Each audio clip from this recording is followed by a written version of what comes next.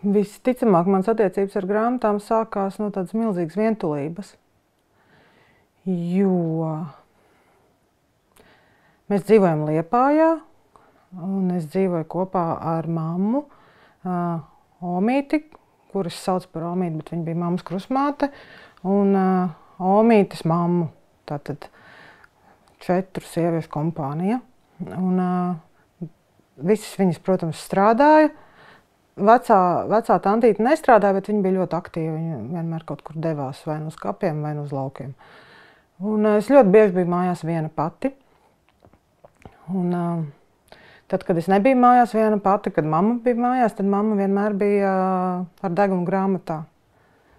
Un es ļoti gribēju sarunāties vai kaut ko stāstīt, bet viņa lasīja ļoti, ļoti daudz. Un tas laikam arī bija tāpēc, ka viņa tajā laikā studēja Ļeņingradā.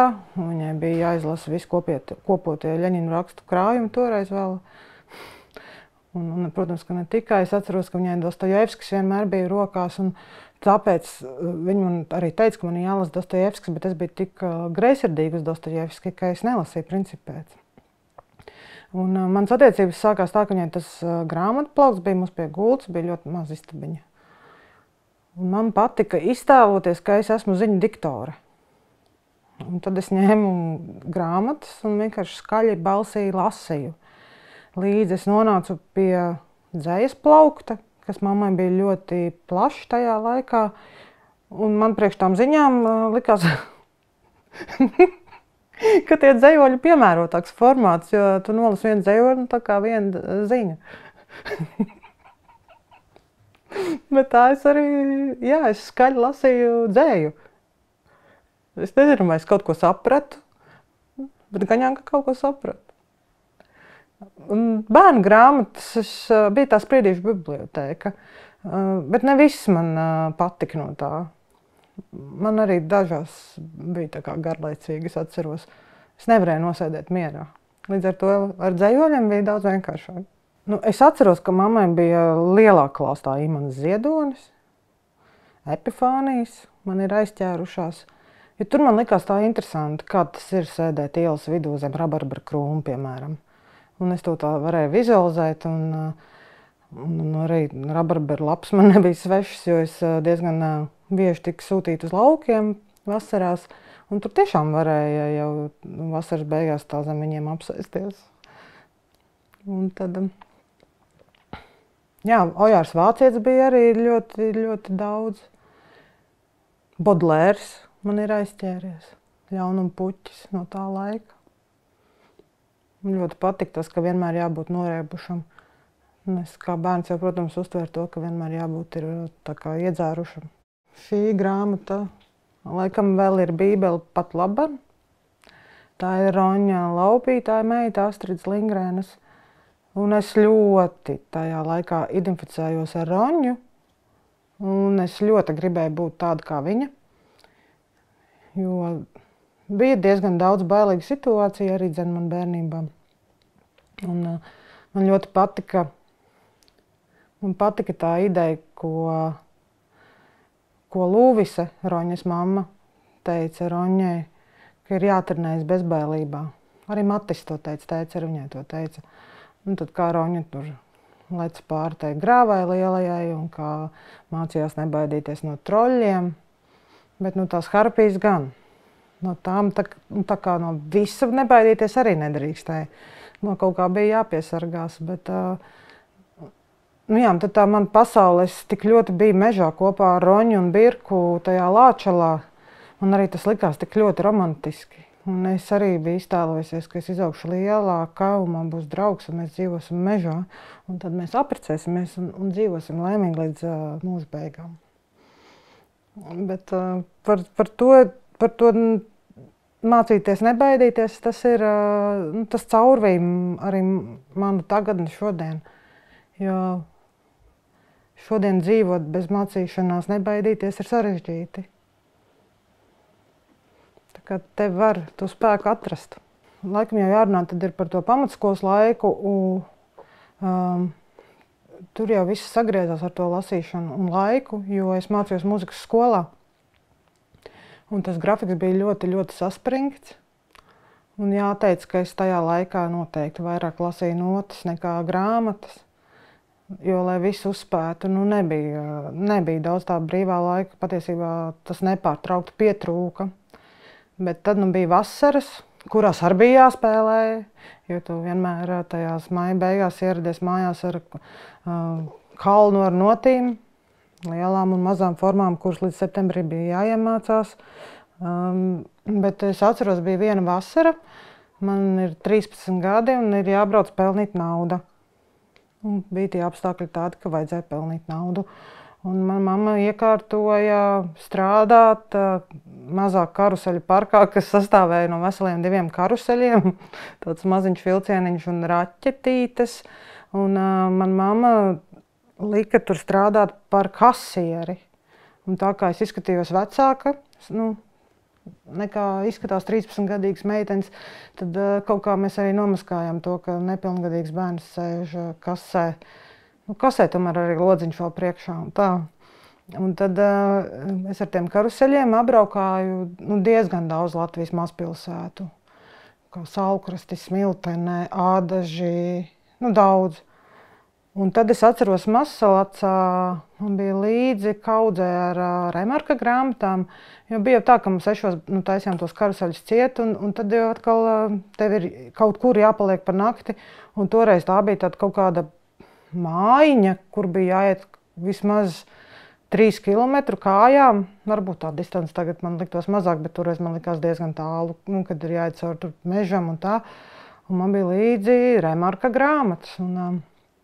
Un es, man liekas, kaut kādā veidā arī ar to Remarku vairāk apzinājos to lietu kārtību gan par karu, gan par badu, gan par nelaimīgu mīlestību, gan par tādu, ka tu nevari būt kopā. Nāve ienāca ļoti spilgti, un tad man tajā laikā no mīļākām grāmatām, ko es no viņa izlasīju, es izlasīju Triumfa arku. Tur bija Raviks, galvenais varonis un Madū. Un es vēl, protams, identificējos, jo Madara un Madū, un cik skaists mans saīsinājums, un es varēju ļoti labi justies kā tā galvenā varone.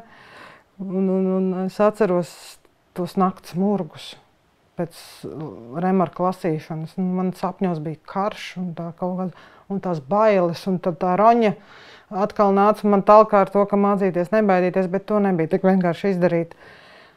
Un no visām grāmatām, kas man ir bijušas daudz un kaut kur izsētas pa pasauli no daudzām pārvākšanām, tad tā Triumfa arka man ir nākus līdz kā tāds pierādījums, ka es jau tad, tajos 13 gados, varēju būt pieaugusi, varēju iet vien pat pa to mežu, varēju pelnīt naudu. Un kaut kādā veidā, es jau biju gana pieaugusi, bet pieaugu vairāk tajā vasarā. Es ļoti spilgti to vasaru atceros. Un šī tāda vienkārši tāda silta atmiņa kaut kādā mērā personīga. Ne pat tik ļoti par to saturu, kas te grāmatā, bet par to sajūtu, kā ja būt vienam tajā nežēlīgajā pasaulē. Agrāk, ja gribējās aizmirsties, varēja paņemt grāmatu un lasīt un nonākt tajā pasaulē un veidot savu iztēli un domāt savus stāstus. Bet kaut kāda ļoti dīvaini, jo vairāk tu pieaudz, jo vairāk tev ir pienākumi, jo vairāk tu saproti pasauli un pats sev galvenokārt, jo grūtāk ir ienirt un pazust grāmatās, vismaz man. Man traucē man galva. Man tik ļoti daudz paralēlo domu, ka es reizēm esmu pieķērusi sev lasot, ka es esmu izlasījis varbūt 5 lapas puses, bet es pat nezinu, par ko tur tās, par ko es tikko izlasīju.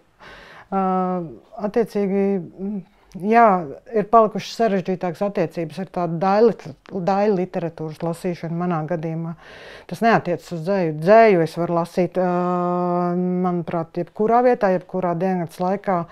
Un tā gan man spēcina, jo man patīk tas mikrokosmosiņš, kurā tu vari ieiet. Un tu viņā var pakavēties, un tad tu viņu atkal var aizvērt, viņam vēlēs atgriezties. Un tev tas laiks, laikam tas laiks un arī tā brīvība, ka tevi nevada, ka tu pats iztēlojies un veido principā dzejoļa turpinājumu savā galvā, to pēcsajūtu. Nu, redzi, no tiem maniem diktoru laikiem manā istabiņā, protams, ka man iedvesmoja arī tā mazā forma un tā dzējolis kā tāds, un es sāku rakstīt jau tad. Un es sāku rakstīt visādus mazus pantiņus, bērnišķīgus, un arī ne tikai. Un pieaugot, laikam es atsāku, tas klavieru periods trakais un tas, bet es atsāku rakstīt, kā nepieciešamība man bija 16 gados, kad es pirmo reizi tā pa īstam iemīlējos. Ak, Dievs tēvs! Tad man vēl ir kladēri viņiem, pilni viņi ir saglabājusies par laimi, jo tie bērnu dārza dzīvoļi man nav saglabājušies, bet tie man ir. Un cik interesanti, ja varbūt, protams, ka viņi nav nekā tur labie dzīvoļi, bet ņemot vērā, ka tā māksla kontekstā paliek arvien populārāk, es pat reizēm atšķirot, tur ieraugu kaut kādas vērtības. Jā, tad es rakstīju, un tad jau atnākot studēt uz Rīgu, es atkal iemīlējos un atkal turpināju. Un, principā, man liekas, ka tas impulss rakstīšanai man noteikti bija tās spēcīgās hiperemocijas, kas bija pat traku, ļoti traucējoši tā normāli eksistēt. Tā kā slims vienkārši ar to emociju pārbagātību. Un tad palīdzēja pildspalva un papīrs noteikti. Es tajā laikā noteikti, ka izlasīju, kas tas sanāk 2000 gadu sākums, tie dzejnieki, kas tajā laikā publicējās, es izpirku tiešām, cik man atļauj rocība, visas tās grāmatas un lasīju viņus. Tā ir tiesa. Tā bija. Man Inga Gaila ļoti iedvesmoja, raudāt nedrīkst smieties. Tas man viņa bija tāda, wow, varbūt kādreiz iepazīšu viņu. No latviešiem es esmu paņēmusi Godiņu. Un tam, protams, ir ļoti personīgi iemesli. Ja man viņš piestāv šam apģērbam. Joks. Gunters ir mans ceļa rādītājs.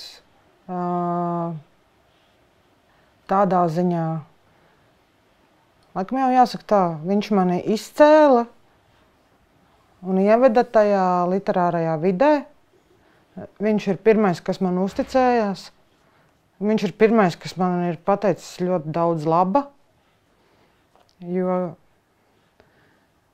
tas nav bieži, kad tevi kāds motivē.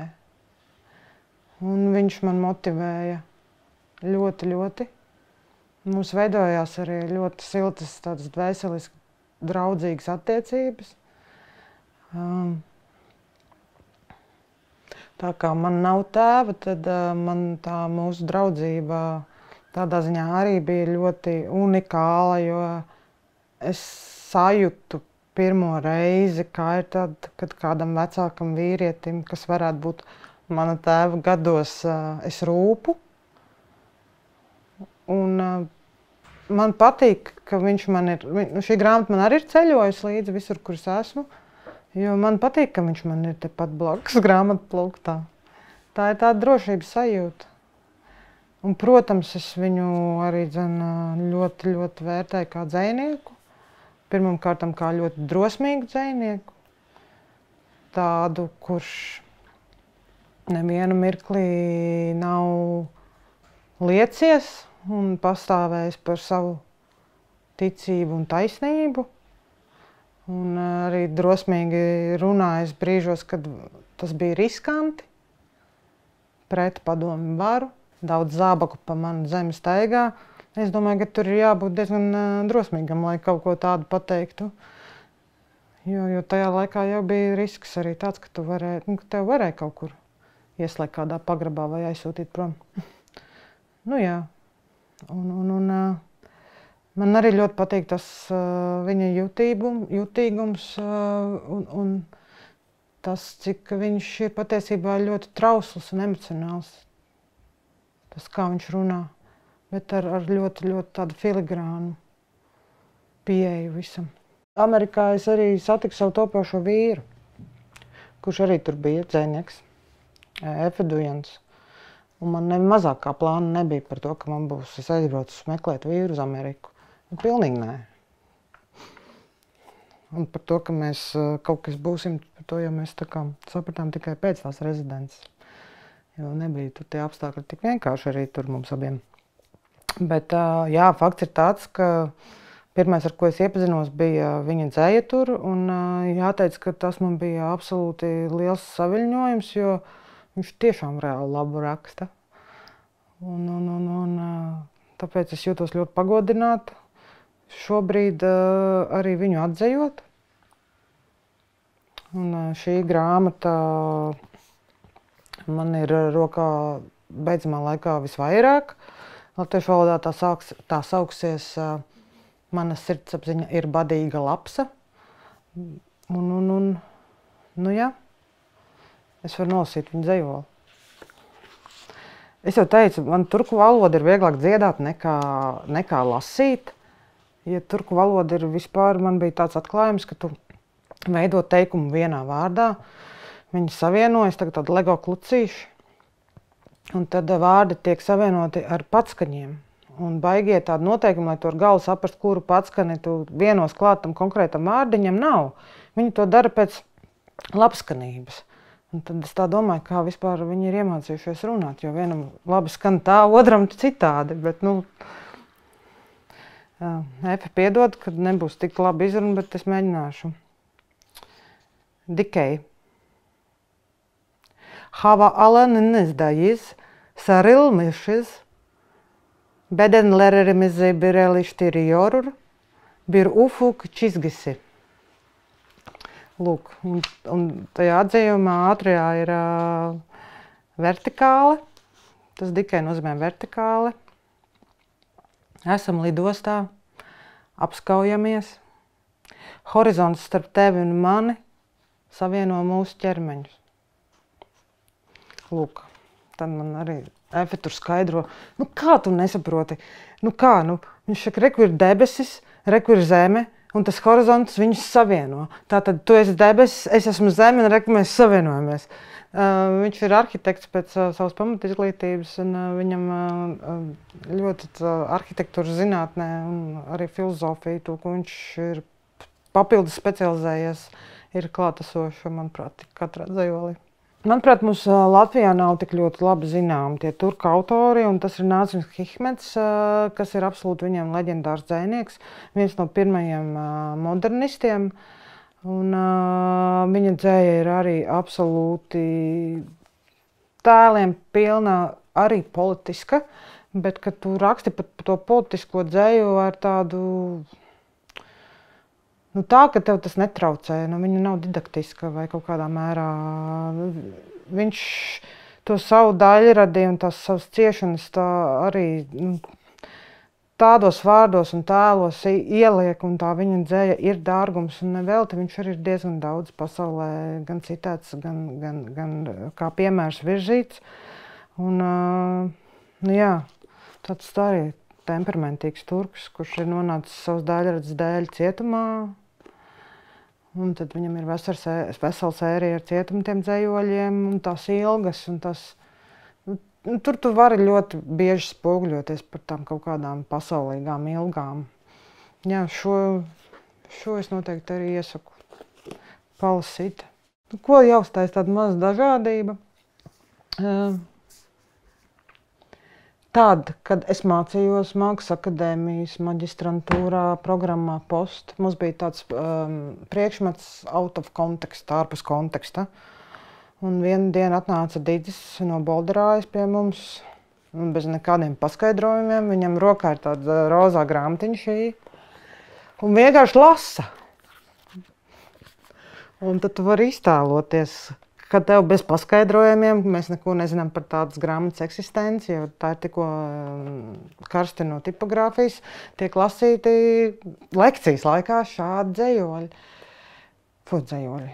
Šādas piezīmes dienas grāmata. Un, es teikšu tā, ka mani šī grāmata ļoti pārsteidza. Protams, ka mēs tur varam izvērst ļoti daudz diskusijas. Priekš manis tā ir literatūra, un priekš manis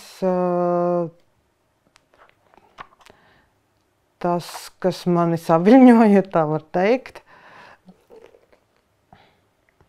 Mēs sabiedrībā nesaucam dzimumu orgānus, piemēram, vārdos pārāk, vai ne? Tas ir tur lejā, vai tas tur, vai tur apakšā, vai, Dievs nedod vēl kaut kādu dzīvnieku vārdus kaut kur piesaucam. Bet šeit šis cilvēks ir izveidojis patiesībā, Dzintars Pēters Veids ir izveidojis veselu vārdnīcu, kā mēs varam saukt savas intīmās ķermeņa zonas. Jāteic, ka viņš ir dzejnieks savā iztēlē. Bet, protams, ka šī grāmata ir ļoti skumja reizē par to, ko viņš raksta. Un tur ir ļoti, ļoti daudz aspekti, kā mēs uz šo literatūru varam paskatīties. Jo, ja tas pirmais ir tāds mazliet komisks, es atceros, kad ja mēs darbā bijām pārkarsuši strādājot, tad es ņēmu pauzi un skaļi lasīju priekšā kaut kādus šos rakstus. Un tad, protams, tad darba rutīnā tas atmodina un liek pasmaidīt un pasmieties. Bet šī grāmata ir ļoti skumja īstenībā. Un tā parāda un izgaismo ļoti daudz problēmas sabiedrībā. Attiecīgi, es nevienā veidā nepiekrītu, ka tādu literatūru nedrīkst izdot par kultūra kapitāla fonda naudu. Es uzskatu, ka šis ir tulkojums un izplatams tālāk. Mani interesē putni. Ļoti interesē putni. Un arī man patīk izmantot putnus, un arī ne tikai putnus, arī dzīvniekus, kā iedvesmas avotus dzejā. Jo man ļoti, ļoti patīk par viņiem lasīt. Man patīk pētīt viņu uzvedības modeļus, jo tur var dievzīmes atrast. Un tur domāt, ka mēs cilvēki esam ar kaut ko unikāli, es tam absolūti nepiekrītu, tāpēc, ka putni visi jau ir izdarījuši mūsu vietā jau pirms tam. Un, starp citu, šī grāmatiņa pierāda, ka zinātnieki ir atklājuši, ka putni ir inteliģentas būtnes, jo viņu smadzenēs ir pelēkā viela tā pati, kas mums. Mazākā daudzumā tika. Šeit ir interesanti fakti par viņiem, jo es Wikipēdijās lasu par to, kā viņi piemēram, aug, ko viņi ēd, vai kā viņi atrod savu partneri, vai viņi ir monogāmi vai poligāmi, un kā viņi tad dejo savus riesta dejas un kas no kuram ir specifiski. Tad šeit ir mazliet plašāk viss paņemts par putniem kopumā. Un es uzzināju, ka, iedomājies, pasaulē, viņi nevar izskaitīt, cik tie putni ir. Bet cilvēks grib izskaitīt, cik ir putni. Un tad šobrīd tas, kas ir izpētīts, ka viņi varētu būt plus mīnus kāds miljons, 100 miljardu putnu.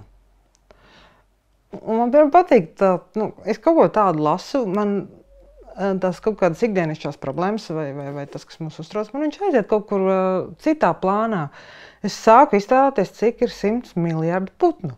Un, protams, ka to ir ļoti grūti iztēloties. Un tad vēl tālāk es lasu, bet cilvēks audzē vistas par reizēšanai, un tās esot 50 miljardi. Un tas gan man sabaidīja. Tas ir trakāk par Hičkoku. Ka 50 miljardi vistas. Jā, tad tādi visādi interesanti momenti ir. Un man patīk arī, ka te parādās, ka patiesībā ļoti daudz sievietes ir ornitoloģis, kas pēta putnu uzvedību. Un viņas pat par tādām ir sauktas 19. gadsimtā. Un tas, man liekas, arī nav bieži, kad sieviete tā lepni tiek ar savu profesiju piesaukt kaut kur tajā laikā. Un tad, jā. Protams, kad ir diezgan skumji fakts, kas arī šeit tiek aprakstīts par lietusmežiem, kad 50% no visas pasaules dzīvības atrodas lietusmežos. Un tie ir tikai 6% no visas planētas lietas meža kā tādi. Un tad mūsu saimnieciskās darbības rezultātā, cilvēka darbība rezultātā, to putnu sugu ļoti, ļoti strauji samazinās. Un es nezinu, kā būs pēc 10 gadiem, kad iznāks līdzīga grāmata, cik tad būs to 100 000 miljardu vietā. Nē, 100 miljardi. 100 miljardi putnu vietā būs palikuši. Man liekas, tāds grāmatas ir jālasa. Jo kaut kā paliek reālāk, ka kāds tavā vietā ir saskaitījis. Mēs ar Ivaru Štembergu iegājām Londonā grāmatnīcā kopā, jo mēs bijām tur festivālā. Un tad es tur nopirku tādu grāmatu kā Poetry Projects. Un kas man likās ļoti saistoši, tādā ziņā paskatīties, ko es daru vai nedaru pareizi, jo man arī interesē, lai dzeja nepaliek tikai kodēs grāmatās, bet lai arī dzeja ir starpdisciplināra, un te ir diezgan daudz visādi piemēri. Un es tev teicu Ivaram, bet man jau liekas, ka es diezgan daudz zinu, vai man ir jāpērk tā grāmata vai nav. Un viņš teica, nu pagaidi, vienmēr jau tu vari kaut vai būt priecīgi, ja tu gūsti apstiprinājumu, kad tu zini. Un es domāju, jā, pareizi man dara. Nu, nē, es iedomīgi. Un tad tur ir tāda interesanta nodaļa, kā pelnīt naudu ar dzeju. Un tie britu dzejnieki mēģina pierādīt, ka to var dabūt gatavu. Jā, bet tur ir kaut kādas interesantas lietas, ko pasmelties. Jā, jo dzeja var būt sabiedrotais ļoti daudzos mākslas žanros. Dzeja ir, manuprāt, tādā ziņā karaliene, jo mēs ar dzeju varam piebiedroties ik katram žanram. Es tā domāju. Man patīk lasīt to mūsdienu dzeju ļoti. Un kaut vai arī tāpēc, lai atrast varbūt kaut ko interesantu priekš starptautiskā dzeja festivālā Page Break, kur mums ir ļoti svarīgi, lai ir tā šodienas balss pārstāvēta. Un tad manās rokās nonāca arī labākie amerikāņu dzejnieki pagājušajā gada. Un to arī baigi forši lasīt tādā ziņā, ka tu skaties, kādas tendences ir tur, kādas tendences ir šeit pie mums. Un tad tu saproti, ka mums ir pilnas tiesības stāvēt taisnu muguru un lepnu galvu, ka mēs vairs neesam 10 gadus kaut kur atpalikuši, kas ļoti priecē. Un es vienkārši domāju, ka ir ļoti jālasa ārzemju dzejnieki, autori, lai iedvesmotos, lai paplašinātu savu redzes loku un kaut vai lai saprastu, kur mēs esam paši. Jā, tāda grāmatiņa. Anna Lūka. Un es atceros, tu man jautāji, kura grāmata man no studiju laikiem nāca līdzi, un es tagad atceros, ko es gribēju stāstīt. Man ļoti patīk lasīt vēstules. Laikam tā ir tā dabīgā cilvēka vēlme paskatīties patslēgas caurumu, un tā ir tāda legāla darbība, ja tās ir nopublicētas. Un tad man ļoti mīļa grāmata ir Mirdzes Ķempes un Ērika Adamsona saraksts. Nu tā, ka man liekas, tur tā katra vēstule kā konfekta. Ir jau tā sajūta tāda, ka viņi ir rakstījuši ar domu, ka gan jau vienu dienu mūs nopublicēs. Nu, tad līdzīga sajūta man ir arī lasot Boris Pasternaka, Marinas Svetājevs un Marijas Rilkas vēstules. Arī ļoti skaudra patiesībā grāmata, bet tas skaistums valodā, kā tā vēstule tiek veidota, manuprāt, ka mūsdienā jau to sauktu par dzejprozu, jo tur katra vēstule ir vienkārši ņemama ārā un kā mākslas darbs, manuprāt. Un šī grāmata kaut kādā mērā, manuprāt, arī atbalsojas šobrīd mūsdienu situācijai, jo viņi visi trīs bija kaut kādās savās dzīves grūtajos posmos, kā Marina aizbēgus uz Parīzi tajā laikā, un Boris Pasternaks, kurš cīnījās par to bolševiku revolūciju un bija nelaimīgs ļoti. Un Rilke, kurš cīnījās ar savu slimību Šveicē. Un tad tā nāve atkal tik ļoti klātesoša. Tik ļoti klātesoši. Un arī tas, ka Svetājeva ar Pasternaku Svetājeva ar Rilke jau sarunāja satikties. Un bija tās vēstules, ka viņi tūlīt tiksies, bet nepaspēja, jo Rilke ņēma un nomira. Un tad ir tāda skaista, arī, manuprāt, dziedinoša vēstule tur, ka viņam raksta vēstuli, tad, kad viņš ir miris. Un arī padara to cilvēku tādā ziņā fizisku atkal. Jo tad, kad tu uzrunā, ir tā klātesamība. Arī man lasot to vēstuli tā jocīgi, ka tu tā sarunājies. Jā, man tā nāves tēma ļoti interesē šobrīd.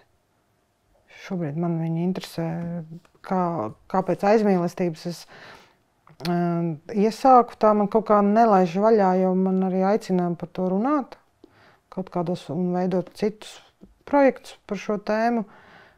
Un tas ir tas pats Roņas stāsts atkal. Vingrināties, nebaidīties no nāves. Jo mēs nemākam par to runāt, mēs nemākam par to domāt.